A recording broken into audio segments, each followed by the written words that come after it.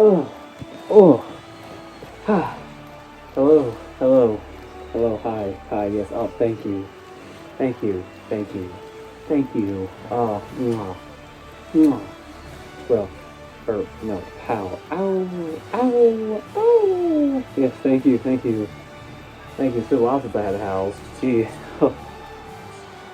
That's right, people, it is the annual, first ever, PillowMerlins Game of the Year of 2023. Now you're probably wondering, what is this Game of the Year? We already had Game of the Year, remember? Remember when that one game won every single award ever known to man? Yeah, I know. This one's a little different. Because this time, there's gonna be like no really, like real, like categories like they have to where like, oh, which game had the best microtransactions or something, you know, which game just happened to breathe on this category. No. This is more of like a trophy list, right? You get 7th, 6th, 5th place, and then first place winner, right? Okay. The rules are simple. Obviously, you have to come out. Obviously, a game had to come out this year. And you can't be Baldur's Gate 3. Sorry, okay? I didn't really play Baldur's Gate 3. You know, I wasn't that big on it. Judge. And to show you how serious I'm getting, I will present the game. And this gentleman over here, he's going to tell you why it's on this list. So it's kind of like a top 10 list. You know, it's kind of like a Watch Mojo list. Now, let's get serious here for a minute. That's why I'm going to be poodling. Ugh. Whew. That's how serious it's going to get in here. There it is. Look at that. Man, now we're cooking. Coming up in 7th place is, drumroll please, Hogwarts Legacy. Yeah. Good sir. Explain why. Alright, sorry, I'm a little bit under the weather, but feel better. So yeah. Hogwarts Legacy is number 7 on this list. There's not much I can say other than this is just a very fun video game adaptation of Harry Potter. Like, it's been too damn long since we got one of these. I don't remember the last fun Harry Potter game we had. It's been a while, but, you know, creating your character is fun. I love the RPG and the open world environments. I just love the gameplay. I love going to classes. It kind of reminds me of Bully. Remember that game? Yeah, I remember. Now, obviously, you can't talk about this game without admitting, or without talking about J.K. Rowling. She is the author of the Harry Potter books and a complete psychopath. She basically outed herself. She just basically straight up said, or she basically straight up said that she didn't like trans people, and then she donated some money to transphobic organizations, and it's like, man, you better have good lawyers to help you out this one, dude. And no, she's just not a good person. And unfortunately, this will lead into a lot of people not wanting to buy the game. If you bought the game, then you're transphobic and all this stuff.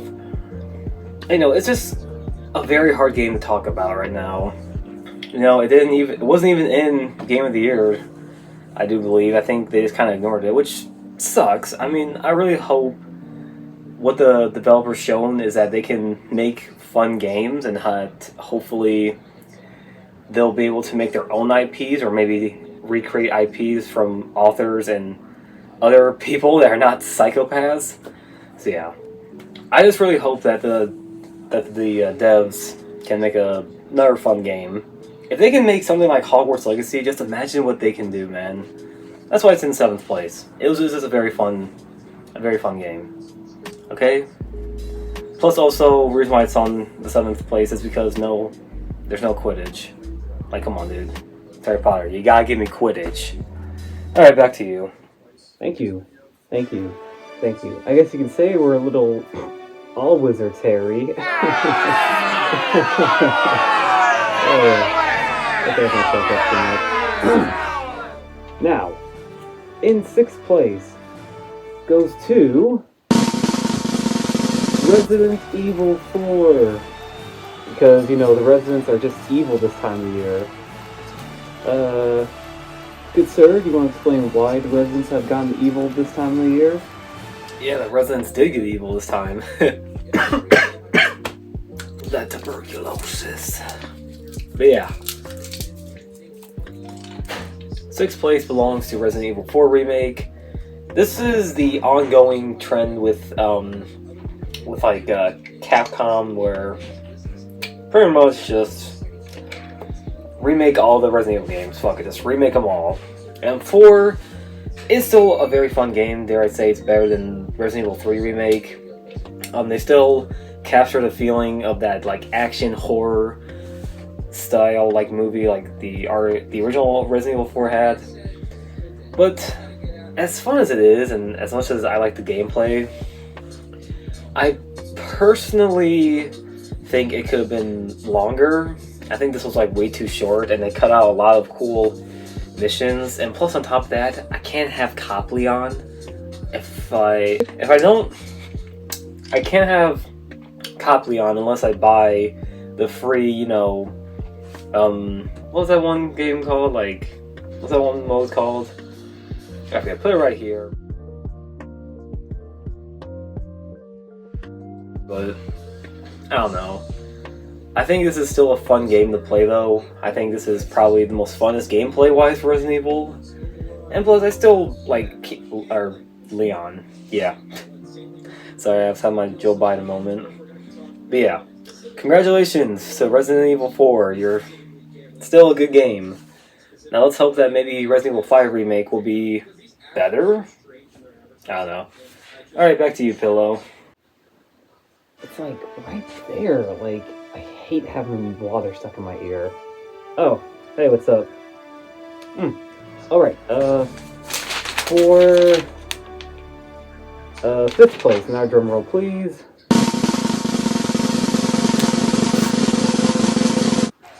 Yakuza Gaiden, the man who erased his name. Explain why this man cannot erase his name on the Pillow's top Game of the Year awards. We honestly haven't had the physical cartridge because they didn't have one, so just kind of stuck with this. Yeah, 5th place belongs to Yakuza Gaiden, the man who erased his name. This is a fun game. Like, obviously this goes to 5th place because much like with Resident Evil 4, it's short. Obviously I expected it to be short because it's kind of just to get you hyped up for Yakuza 8, and I think they even include a free trial after you beat Gaiden. Honestly, there's not much I can say that's negative or bad about it. I will say, though, that there's not side missions like in traditional Yakuza games where you meet different people. It's kind of like done in this kind of lazy way to where like you go on this app that you can help people with and it gives you points to buy items, and it's kind of like, eh.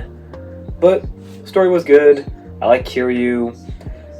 And another reason why I think this also went to 5th place and not 4th was because of the English dub of Kiryu. It's not good. Just take a listen. One piece. But if you don't, just remember, going down this path was your choice. It's awful, man. Why would you ever hire this guy? Nothing against Young, yeah, he's a cool guy, but he's not a very good Kiryu voice actor, if that makes sense. I don't know. That's just me, though. It's my bias. But besides all that, I love the gameplay.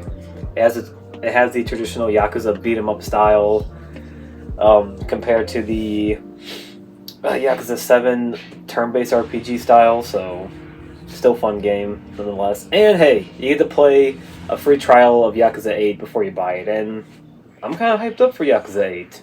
So yeah, 5th place, Yakuza, the man who erased his name. Or no, it's Gaiden.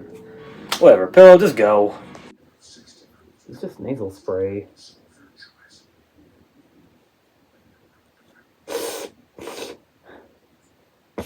Oh, gosh. It's even a real trophy, just nasal spray. Oh, hey, what's up? Whoa. Sorry, just chilling out. In Fourth place of PillowMerlins Game of the Year award goes to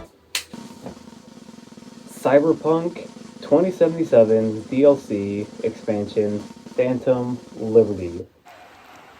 Explain why this is a Game of the Year contender, or why it's a Game of the Year. Just explain why it's on the Samurai. I don't know. Not the game, but the DLC. I guess the game too, technically, but this was truly an interesting comeback for this game. I never thought in a million years that they would actually try and fix this game, and they did it. CD Projekt Red rushed out an unfinished game that was Cyberpunk 2077 with a lot of criticism, and rightfully so.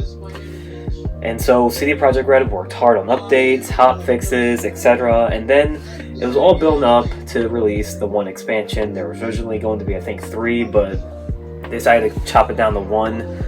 And it was Cyberpunk Phantom Liberty. And I didn't think I was ever gonna like Cyberpunk again. I really thought that they kind of ruined it for me. But, you know, they want me back.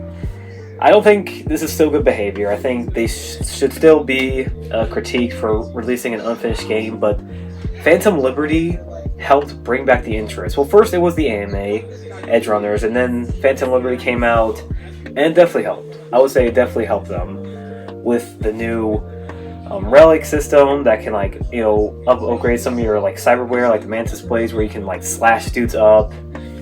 Dogtown's pretty fun. The story is just so much more better than the main game in some ways. And not only that, but they left off on one last update where you can invite your love interest to your apartment and ride the subway system. Overall, the gunplay is still fun. V as a character, as a customizable character, I think is still fun. Pretty bland, but still, what can you do?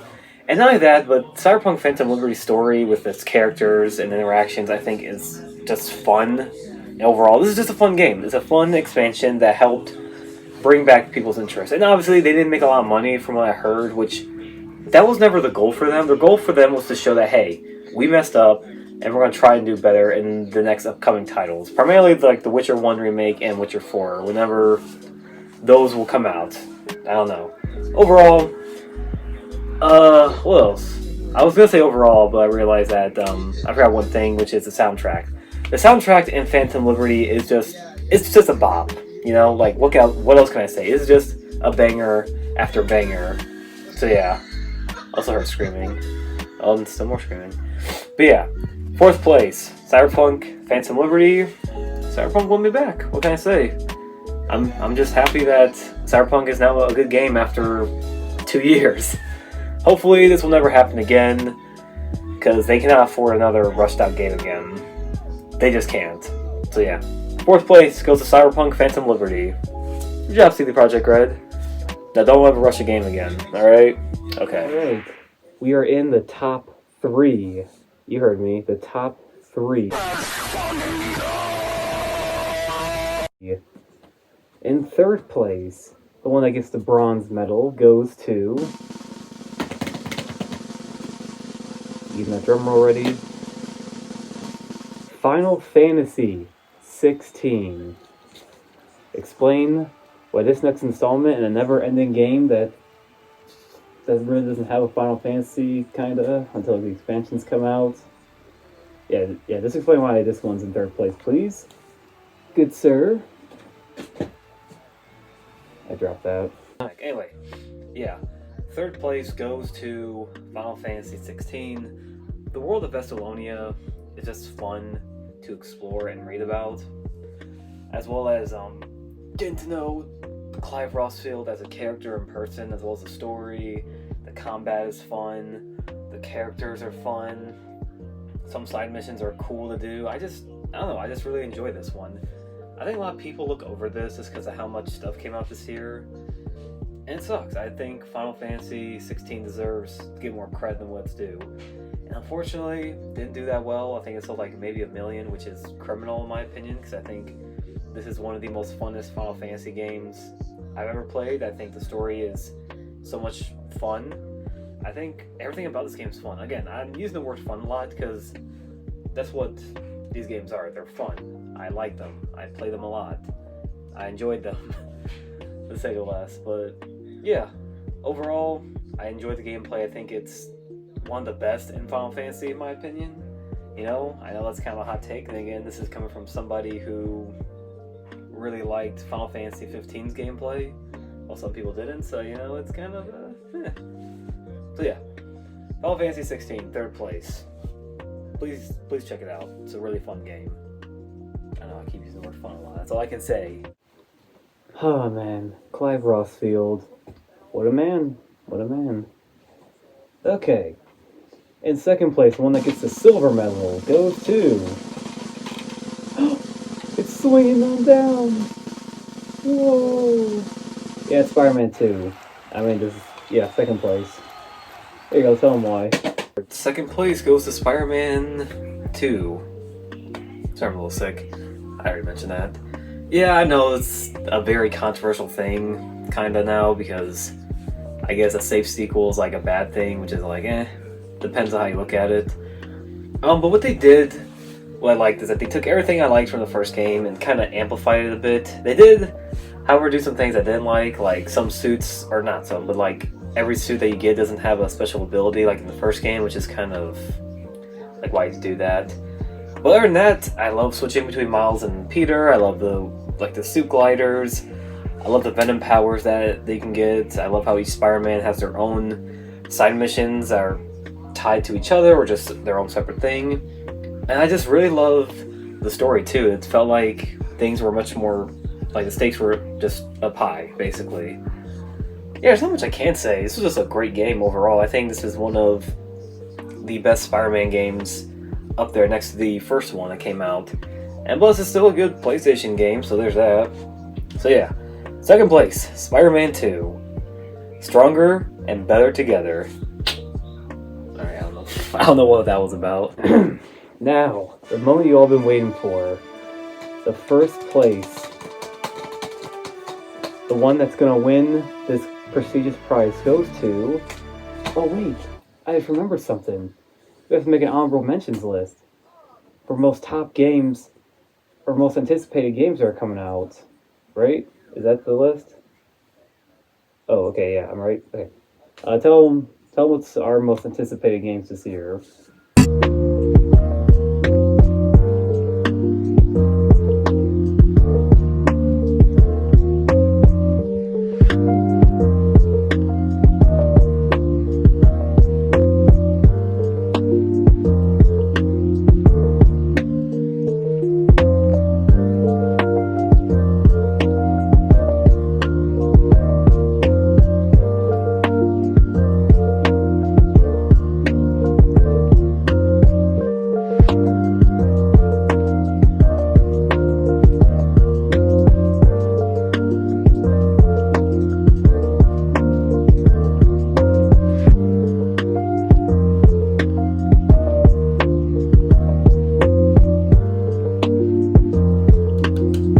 Excited for another GTA. I've been waiting since I was a young pup, a wolf cub, you know, and now GTA 6 will finally be out, and then GTA 7 will be out when I'm like an old wolf.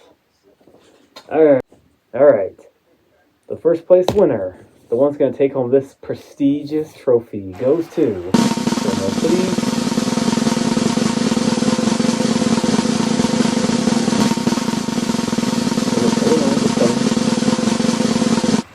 Legend of Zelda, Tears of the Kingdom. Good sir, like always, explain why this is our game of the year of 2023. Yeah, it's a Zelda game. Number 1 is Legend of Zelda, Tears of the Kingdom. Fun open world, new things to do. Just go play it, man. It's good. Here you go. Or, where is he? Where is he, actually? Hold on. Hello. Oh, here you guys are. Alright, sorry about that, guys. I didn't realize you guys were like right behind me the whole time. It's kind of embarrassing. Anyway, here's your reward. Look at that. It's pretty nifty. And would you guys like to say anything about your accomplishment of getting this grand prestigious prize? Yeah, I mean, this is honestly such an honor. We worked really hard for this trophy, I mean, despite Baldur's Gate 3 literally blown us out of the waters here. You know, it's very nice to know that you know, some of our fans are still playing our games, you know. I want to thank, you know, the people, the developers of the Zelda games. You know, we really appreciate you guys being on the forefront of Nintendo's limitations to hardware. I want to thank Ganondorf here. Get a little bit closer to this man. There he is. I want to thank this guy right here, right? This guy is the reason is the reason why I'm still in the job, you know. It's just crazy. I love this guy. He's a good man to work with. I also want to thank... Oh god, hold on. I want to thank Zelda here. She's a very great, you know...